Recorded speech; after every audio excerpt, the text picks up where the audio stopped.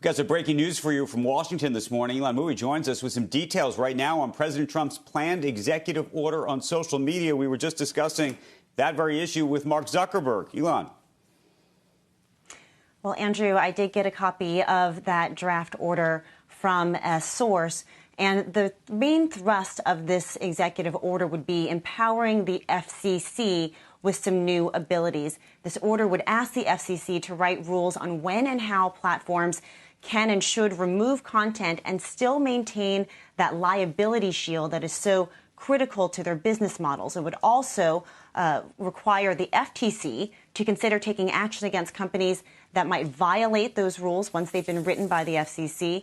And it also directs the Attorney General, the Department of Justice, to create a working group with states' attorneys generals on enforcement of any relevant state statutes on this issue as well. And in addition, government agencies must also review their spending on digital ads and review platforms on which they're spending that money for, quote, viewpoint-based restrictions. Just want to read you a little bit of the draft order as we have it. Both Twitter and Facebook are mentioned by name, and it says that we cannot allow a limited number of online platforms to handpick the speech that Americans may access and convey online.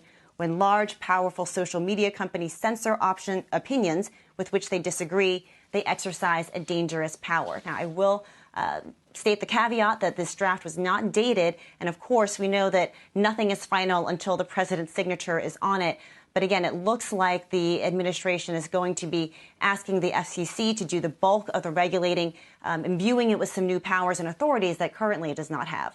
Guys. Ilana, just think about what the FCC would do when handed this executive order. How do you come down on that? How do you determine these things? How does it play out? And then how does Congress potentially get involved as well?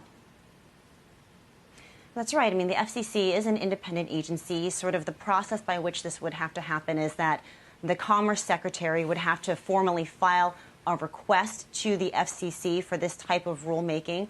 And then the FCC would have to consider that and, of course, would have its own jurisdiction on how to write those rules. But clearly, I think the political context of this is that we know where the administration wants to go. The question and the risk for big companies is if another administration comes in and wants to go in a different direction, how quickly could those rules change? How quickly could this guidance change? And does the FCC then become a political football in what is a broader fight between the president and between social media companies? I'm sure Congress would also have some thoughts on this as well. They've been opposed, including some Democrats, opposed to rewriting parts of the Communications Decency Act. So there's going to be a lot of questions around the scope of the action today and what actually falls into the executive branch's court.